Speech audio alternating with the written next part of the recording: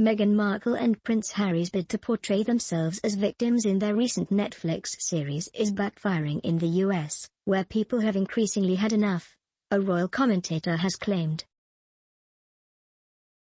Hilary Fordwich has also claimed the Duke of Sussex has squandered the enormous reservoir of goodwill he previously enjoyed in the UK, suggesting he and his wife had been hugely popular until they stepped down as frontline royals and began talking about how unhappy they were. Ms. Fordwich, who regularly discusses royal affairs on US television, made her remarks in conversation with Jerry Baker on Fox Business Network. Prior to their interview, a montage of clips from the show, the final 3 episodes of which dropped on the streaming service last week, featured Harry talking about their reasons for relocating to the United States. At one point he explains, "Everything that's happened to us was always going to happen to us because if you speak truth to power, that's how they respond. I've had to make peace with the fact that probably never going to get genuine accountability or genuine apology." Ms. Fordwich said, "What's so sad here I think is what has already been squandered by Harry. What about what they've lost by doing what they've done themselves?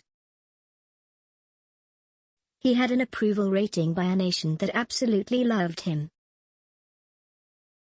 A YouGov poll said he was plus 81% in the UK and now he's fallen to minus 63. She has gone from plus 42% to minus 72%.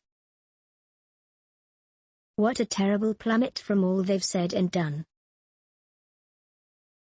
During the course of the Netflix show, Harry also suggests his wife was treated differently because of color of her skin, but Ms. Fordwich was skeptical about any suggestion the British media's coverage was driven by racism. She said, "I covered that wedding. There were people at least 11 to 12 deep at Windsor. There wasn't a whisper from anywhere in the press, including actually Piers Morgan, was quoted in their very own documentary saying that she was a rock star for the royal family and I do have an assignment for them now. Here we are in the Christmas season. There was an English movie, 2002 I believe it was, Love Actually. And that movie was full of racial intermarriage, different races getting together, and it was across the board popular. It's one of the biggest rated movies and there was no discontent with anything racial for that either."